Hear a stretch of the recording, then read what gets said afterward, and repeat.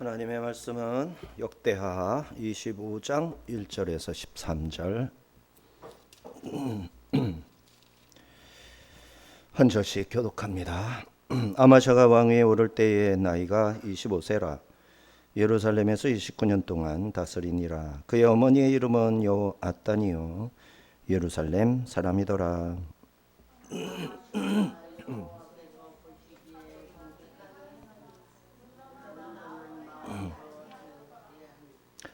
그의 나라가 굳게 섬에 그의 부왕을 죽인 신하들을 죽였으나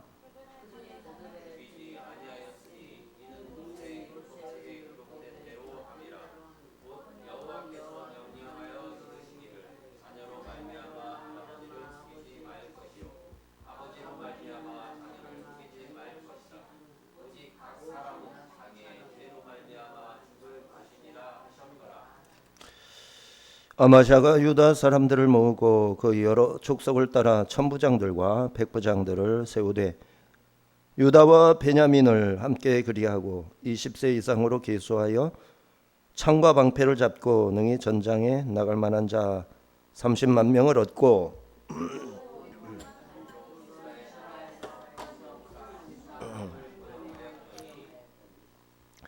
어떤 하나님의 사람이 아마샤에게 나와서 이르되 왕이여 이스라엘 군대를 왕과 함께 가게 하지 마옵소서. 여호와께서는 이스라엘 곧 온 에브라임 자손과 함께하지 아니하시나니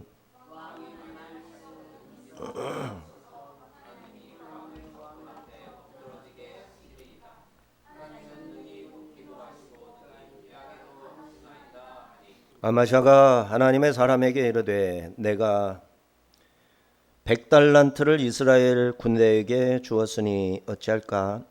하나님의 사람이 말하되 여호와께서 능히 이보다 많은 것을 왕에게 주실 수 있나이다 하니라.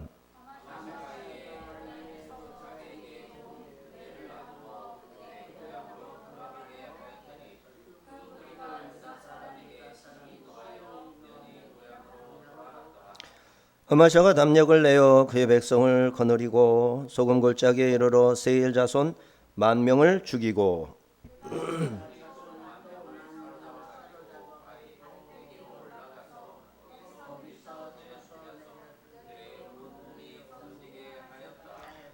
다 같이 아마샤가 자기와 함께 전장에 나가지 못하게 하고 돌려보낸 군사들이 사마리아에서부터 베토른까지 유다 성읍들을 약탈하고 사람 3,000명을 죽이고 물건을 많이 노략하였더라.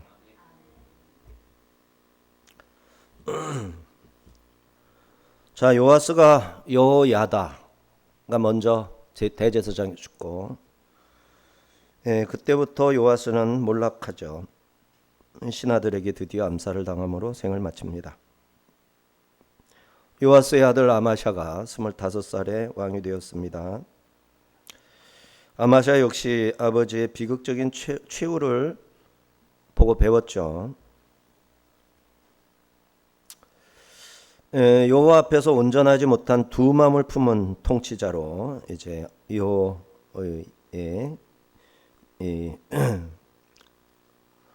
아마샤가 그렇게 시작을 합니다. 자, 이렇게 아마샤가 이제 에돔과 전쟁을 하게 되는데 준비하면서 겪는 시험, 하나님의 사람의 경고에 1차 순종을 하지만 결국 자신의 이익의 수단으로 승리를 이익의 수단으로 전락시키는 과정을 보게 됩니다. 전반기에는 선정을 베풀었지만 후반기에 들어서면서 우상 숭배를 일삼습니다. 오늘 본문 13절까지 전반기 통치 내용이죠. 먼저 아마샤의 전반기 통치 1절에서 4절을 같이 읽겠습니다. 아마샤가 왕에 오를 때 나이가 25세라. 예루살렘에서 29년 동안 다스리니라. 그의 어머니의 이름은 여호아따니요 예루살렘 사람이더라. 아마샤가 여호와께서 보시기에 정직하게 행하기는 하였으나 온전한 마음으로 행하지 아니하였더라. 그의 나라가 굳게 섬에 그의 부왕을 죽인 신하들을 죽였으나 그들의 자녀들은 죽이지 아니하였으니 이는 모세의 율법책에 기록된 대로 함이라. 곧 여호와께서 명령하여 이르시기를 자녀로 말미암아 아버지를 죽이지 말 것이요 아버지로 말미암아 자녀를 죽이지 말 것이라. 오직 각 사람은 자기의 죄로 말미암아 죽을 것이라 하셨더라.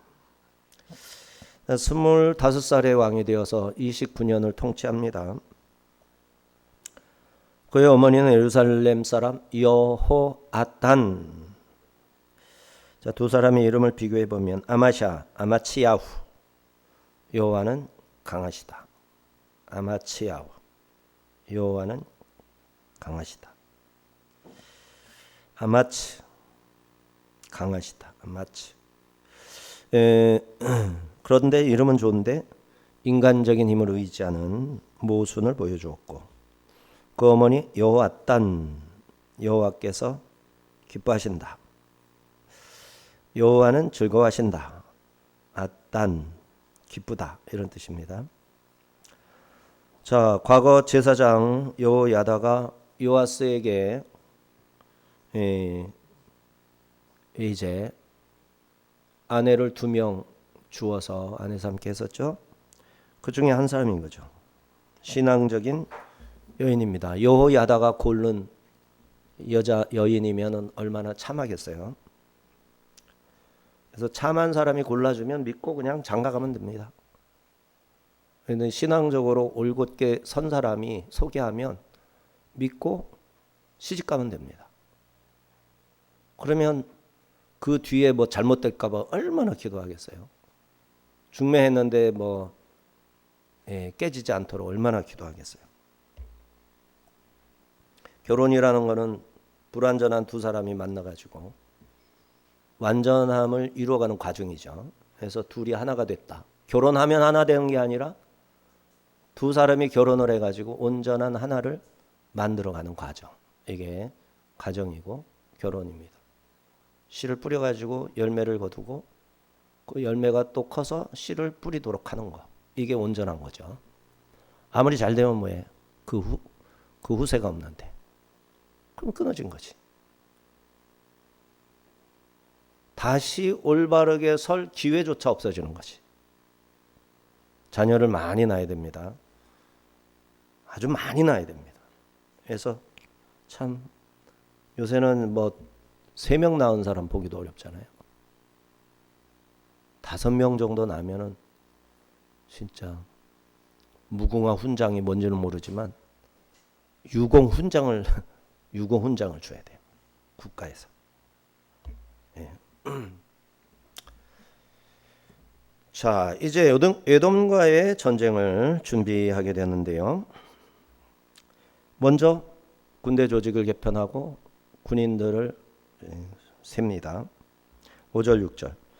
아마샤가 유다 사람들을 모으고 그 여러 족속을 따라 천부장들과 백부장들을 세우되 유다와 베냐민을 함께 그리하고 20세 이상으로 계수하여 창과 방패를 잡고 능히 전장에 나갈 만한 자 30만 명을 얻고 또 은 100달란트로 이스라엘 나라에서 큰 용사 10만 명을 고용하였더니. 그래서 자기 그 두 지파죠. 유다 지파, 베냐민 지파 30만 명이 되었습니다. 그래서 너무 부족하구나. 여호사밧 아무리 북왕국 시절에 여호사밧 때는 나라가 다시 많이 회복이 되어서 58만 명 정도 됐었죠. 와, 28만 명이 다 어디로 간 거야?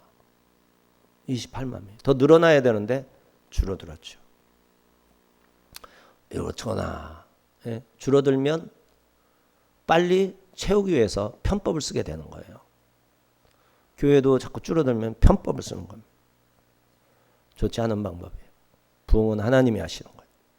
사람은 온전히 삶으로써 복음을 증거함으로써 열심히 전파하면, 그죠? 하나님께서 부흥시켜 주시는 거예요. 사람이 부흥한 것처럼 생각해서 인간에게 영광을 돌리면 아유 그건 뭐 모래성에 집을 세운 거죠. 한국 교회가 이제까지 그래왔어요. 너무 잘했지만 끄트머리가 안 좋아. 그래서 허물어지는 거예요. 분통 터질 일이죠. 분통 터질 일이. 그러니까 선지자들의 말에 귀를 기울여야 되는데 저 말대로는 부응 안 될 것 같으니까 무시하거든요. 진짜 말씀을 무시했어요. 안타까운 일이죠.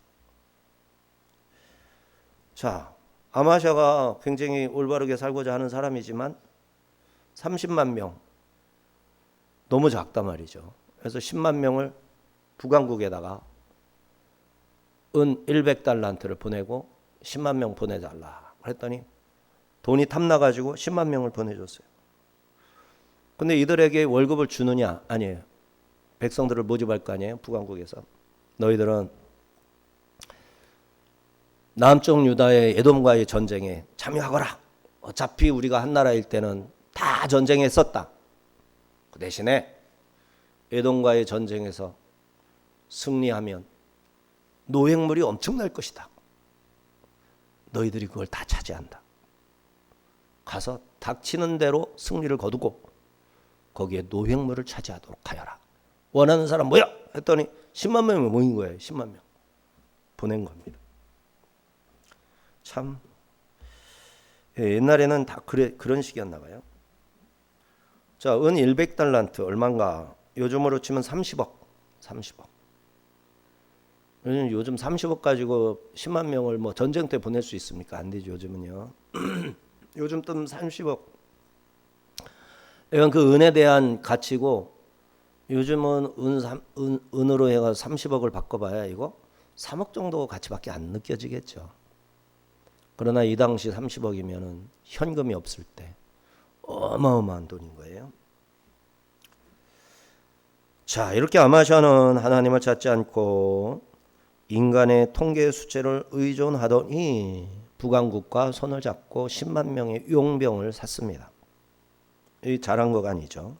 하나님께서 선지자 한 명을 보내셨어요. 7절 8절 어떤 하나님의 사람이 아마샤에게 나와서 이르되 왕이여 이스라엘 군대를 왕과 함께 가게 하지 마옵소서. 여호와께서는 이스라엘 곧 에브라임 자손과 함께하지 아니하시나니 왕이 만일 가시거든 힘써 싸우소서. 하나님이 왕을 적군 앞에 엎드러지게 하시리이다. 하나님은 능히 돕기도 하시고 능히 패하기도 하시나이다. 자, 왕을 적군 앞에 쓰러지게 하리이다. 어떻게 하면? 북왕국 10만 명과 함께 전쟁에 참여하면 이스라엘 군인들하고는 하나님이 같이 못하겠다 하십니다. 그들과 함께하면 하나님이 그 전쟁을 안 도와줍니다. 그 10만 명을 돌려보내소서. 그러면 하나님이 그 전쟁에 함께 가셔서 승리를 주실 겁니다. 이렇게 말씀드린 거죠. 자, 하나님께서 아마샤 왕과 함께 하시어 아마샤를 돕기도 하고 패하게도 하실 것이다 하였어요. 아마샤가 하나님의 사람에게 대답하기를 9절 10절 아마샤가 하나님의 사람에게 이르되 내가 100달란트를 이스라엘 군대에게 주었으니 어찌할까. 하나님의 사람이 말하되 여호와께서 능히 이보다 많은 것을 왕에게 주실 수 있나이다 아니라. 아마샤가 이 에브라임에서 자기에게 온 군대를 나누어 그들의 고향으로 돌아가게 하였더니 그 무리가 유다 사람에게 심히 노하여 분연히 고향으로 돌아갔더라. 나누어 보냈다. 나누어서 돌려보냈다. 그러니까 30만 명의 부대를 나눴을 거 아니에요. 1군. 여호사밧 때는 5군단까지 있었죠. 5군단, 1군단, 2군단, 3군단. 유다 지파, 4군단, 5군단은 베냐민 지파. 그래서 왼손잡이들이 활을 잘 쏜다고 그랬죠. 궁수들, 5군단, 4군단. 이게 58만 명이었었단 말이죠. 지금은 두 지파를 합쳐봐야 그때 3군단밖에 안 된단 말이에요. 그래서 5군단의 그들 그대로 유지하면서 모자란 부분을 채운 거예요. 그래서 이제 40만 가지고 58만의 체제를 40만 가지고 하는 거죠. 근데 그렇게 배치를 나누어서 배치를 했던 그 사람들을 다시 나누었어요. 다 뽑아내 가지고 집으로 가세요. 딱 그런 거죠. 그런데 이미 100달란트를 선금으로 지불해서 손해를 보는 것도 손해지만 약속을 깨뜨리면 제가 왕이 위험이 어떻게 되겠습니까? 자, 약속을 깨뜨리는 건 옳지 않습니다. 그래도 하나님의 사람은 뭐라고 그랬느냐? 여호와께서 능히 이보다 많은 것을 왕에게 주실 수 있나이다. 100달란트 준 것을 걱정하십니까? 여호와께서는 100달란트보다 더 많은 걸 주실 겁니다. 그래서 그 말을 듣고 돌려보낸 거죠. 근데 이 돌아가는 사람들이 노하여 분연히 고향으로 돌아갔더라. 자, 이렇게 아마샤는 처음에는 많은 돈이 아까워 주저했으나 마침내는 하나님 지시에 순종했습니다. 믿음은 손해를 감수할 줄 아는 결단이 따를 때 그 믿음을 행동으로 보여줄 수 있죠. 아마샤가 여호와께서 능히 이보다 많은 것을 왕에게 주실 수 있나이다. 이 말을 믿은 거죠. 그죠? 믿어야죠. 자, 이 사람들은 노회하면서 고향으로 돌아갔습니다.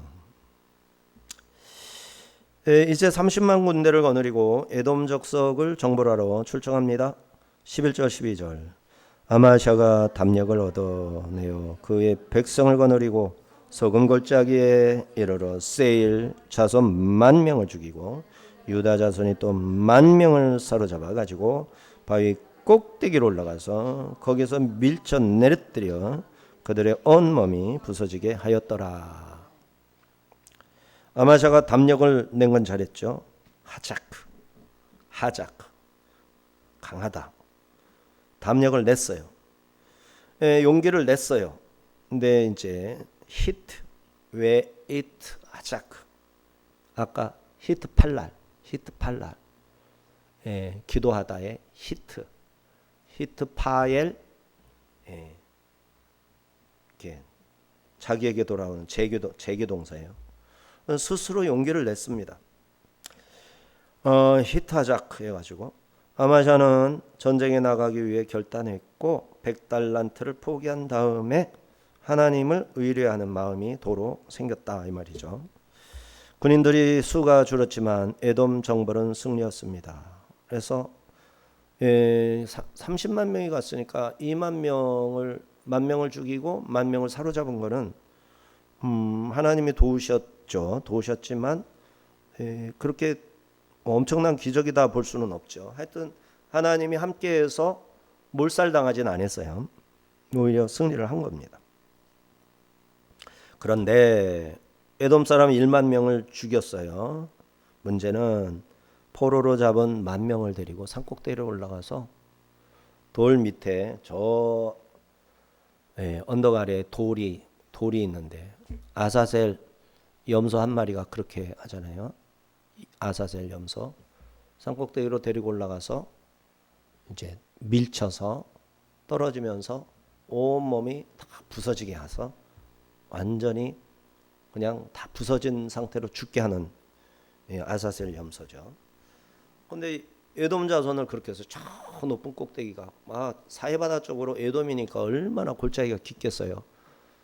마이너스 430m 사해바다 해수면에 이르는 골짜기들이 이렇게 들어오면 근데 또 골짜기 위쪽에는 유다 산지 그 지대는 800에서 1000m란 말이에요. 그러니까 천길낭떠러지로 밀쳐서 떨어지면서 여기 치고 왔다 갔다 해서 바닥에 뚝 떨어지면 1km 떨어지면 거기에 걸레가 돼서 칵 하고 죽어 있는 거예요. 에돔 사람을 그렇게 죽였어요. 몇 명을? 10,000명을. 하나님이 다 보셨겠죠. 승리는 줬는데 그 행동을 하나님이 눈뜨고는 못 보실 정도죠. 자, 이렇게 잔인하게 죽였고 또 용병들 10만 명은 어떻게 됐을까? 화가 나가지고 자기 땅으로 자기 동네로 돌아가다가 베냐민 지파와 에브라임 지파의 경계가 있죠. 경계까지에 있는 성읍들 성읍들이 쭉 있어요. 여기서는 뭐 베토른 뭐 이런 성읍들 이름이 나왔었죠. 여기 나오죠. 13절.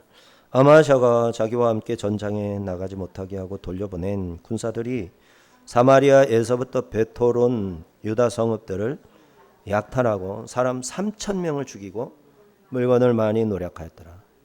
에돔을 쳐서 노략질을 하려고 했는데 우리에게 그럴 싸움의 기회를 안 준다고? 그렇다면 우리가 뭐 유다 사람 3,000명 그래 10만 명이 3,000명을 죽이면 뭐 얼마나 돌아오겠어요? 이런 컵 하나씩 돌아갔을까요?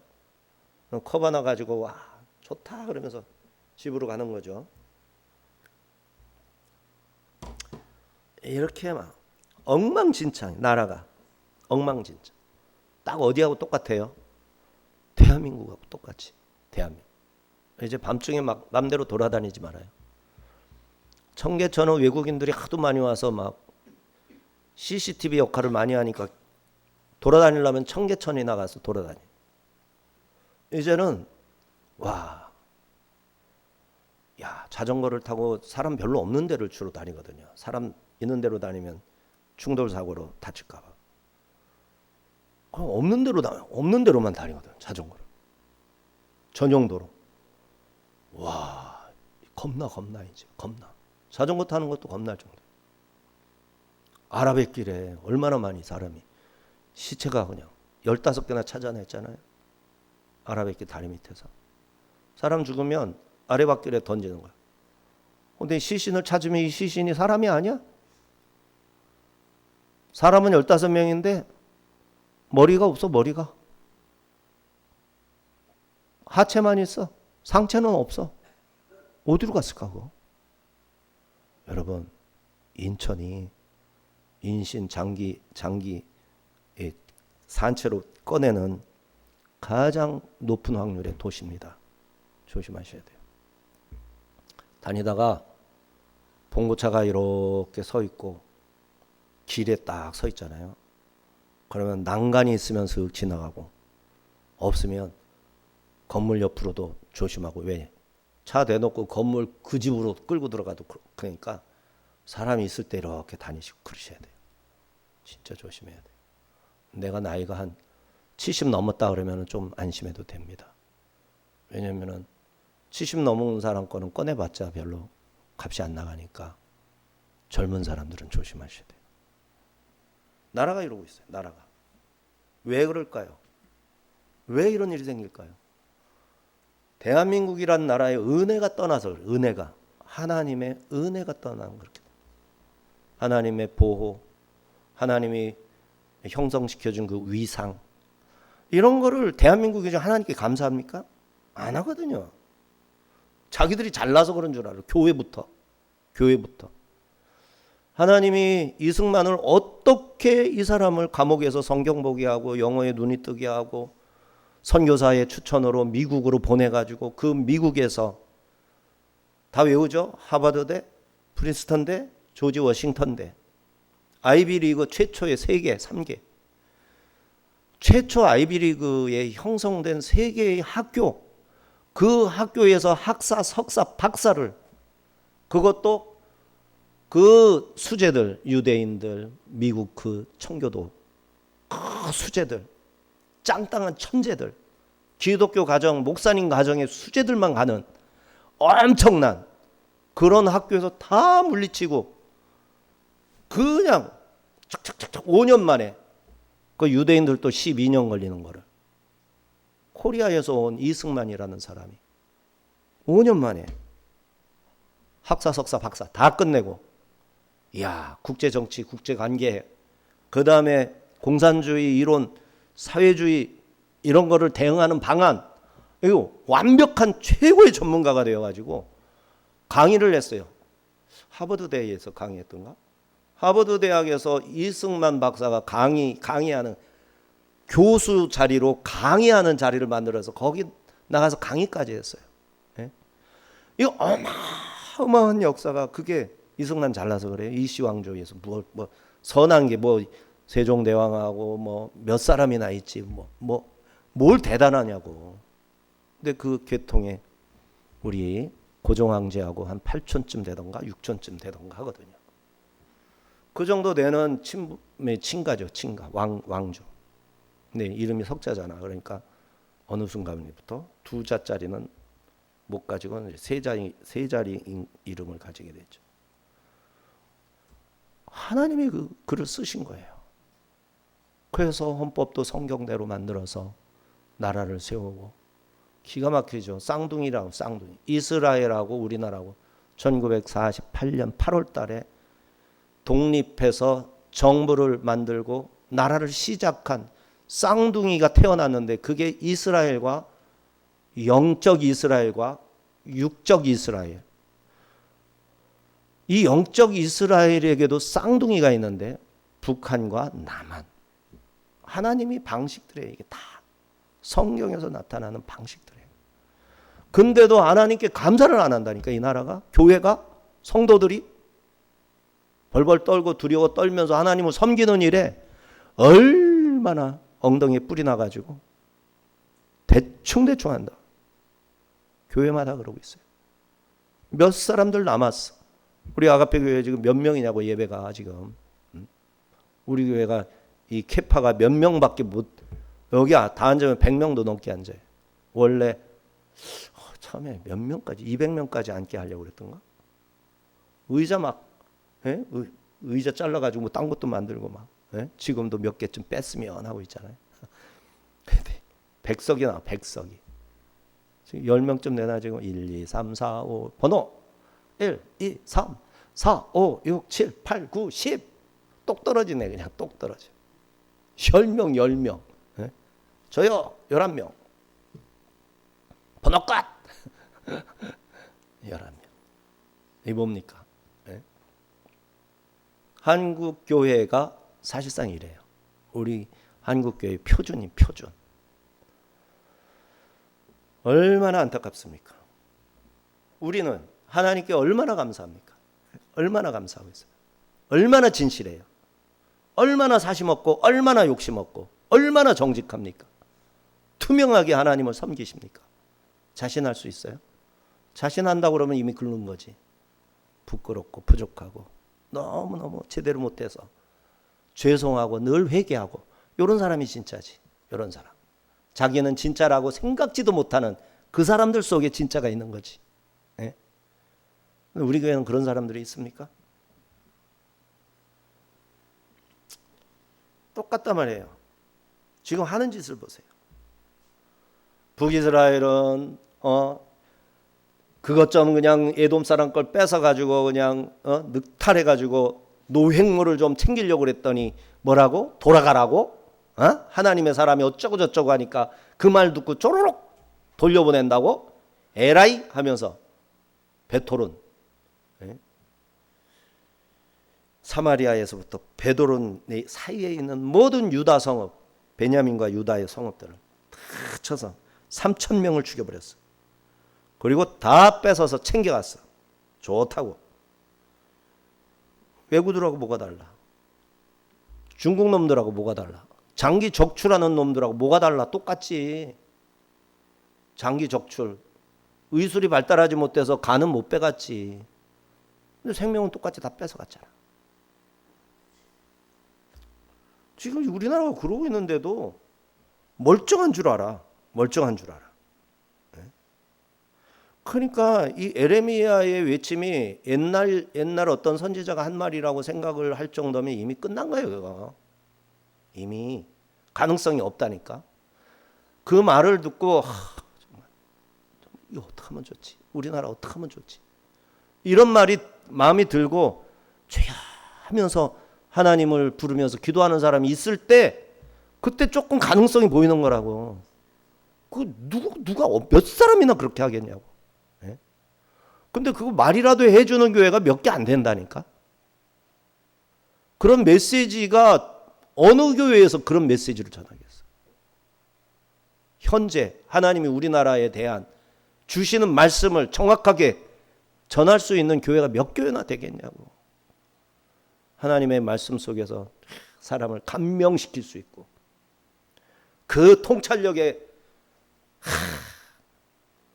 정말 대단하다.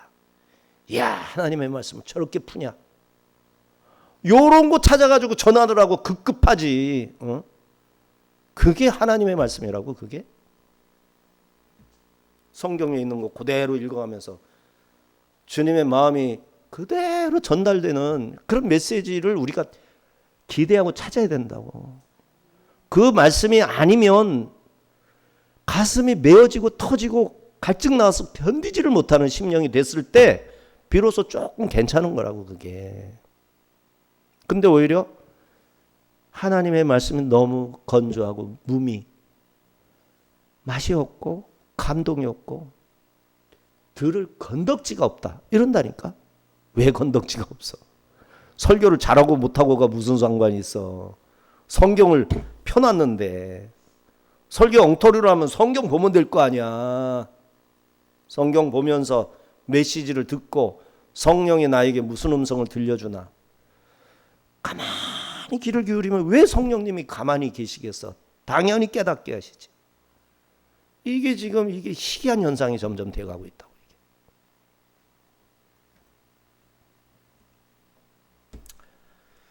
자, 이렇게 아마샤의 순종 이후 드러난 그의 마음 상태 그대로 보여줍니다.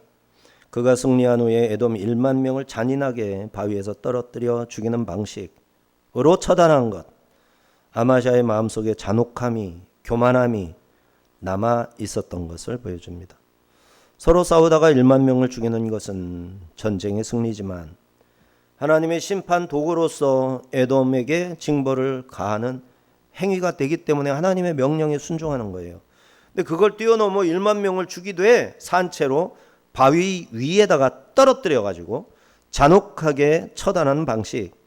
하나님이 허락하신 승리를 자신의 사적인 분노심, 개인 감정, 잔인성, 패륜적인 행위고 하나님이 주신 승리를 그 영광을 하나님께 돌리지 않고 자기 만족을 위해서 자기에게 돌리는 행위들.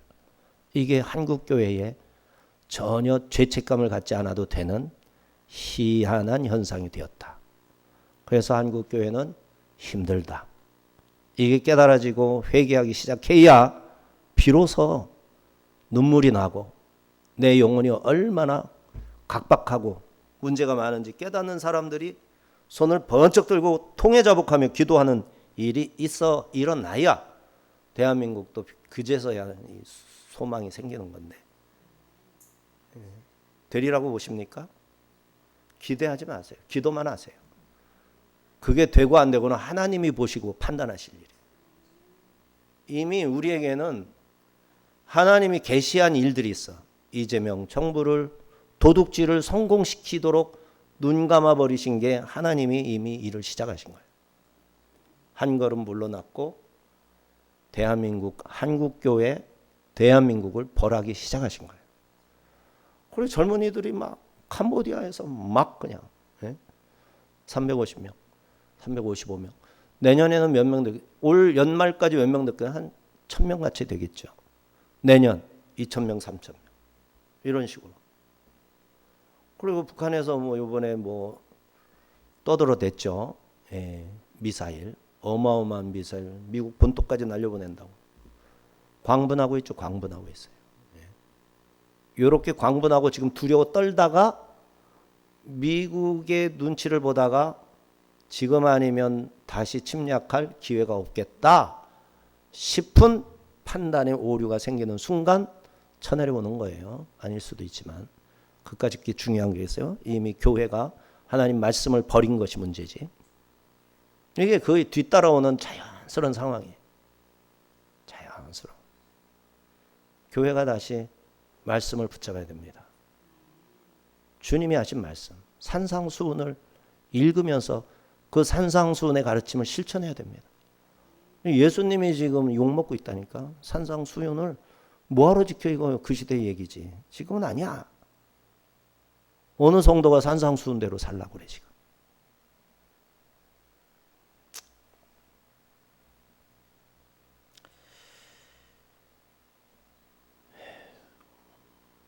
벌써 끝났나 봐요. 이상하다. 오늘 왜 이렇게 뭐가 좀 중간에 빠졌나요?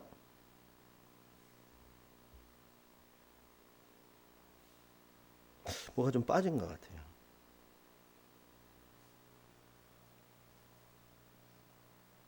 어쨌든 내용은 다 나왔으니까 희한하네요. 뭐 어디쯤이 빠졌을까? 13절 우리 했어요? 희한하네. 이게 지금 이 뭐를 자꾸 로그인을 하라고 그래가지고 엉뚱한 걸 켜가지고 했더니만. 자, 이렇게 오늘 우리는 아마시아 왕의 역사를 통해 온전하지 못한 순종의 비극을, 불순종의 비극이죠. 그러니까 순종은 순종인데 온전하지 못한 거. 비극은 마찬가지죠. 그는 물질적 손해 100달란트를 감수하면서까지 하나님의 명령에 따르는 외적인 순종을 보여줬지만 그 순종은 오직 승리를 위한 조건이었을 뿐 그의 마음은 여전히 교만과 인간적인 계산으로 가득 차 있었습니다. 우리의 온전한 마음이 하나님께 드려져야 합니다. 우리가 하나님을 찾고 그에게 감사할 때 우리의 선한 양심을 지킬 수 있는 것입니다. 선한 양심에서 나오는 참된 순종은 대가나 보상을 기대하지 않고 오직 하나님의 말씀에 귀를 기울이고 그의 뜻이기에 순종하는 것입니다. 아마샤는 에돔과의 승리 후 자신의 힘을 과신하면서 하나님을 배신했습니다. 영적인 승리, 물질적인 축복을 경험했을 때가 바로 가장 겸손해야 할 때인 것이죠. 승리 후에 찾아오는 교만을 경계해야 합니다. 승리의 영광을 하나님께 돌리지 않으면 그 승리는 곧 교만의 씨앗이 되는 것이죠. 기도합니다. 온전하신 하나님 아버지, 저희의 부족함을 주님 앞에 고백하며 이 마음 하나님 앞에 내려놓습니다. 저희가 세상에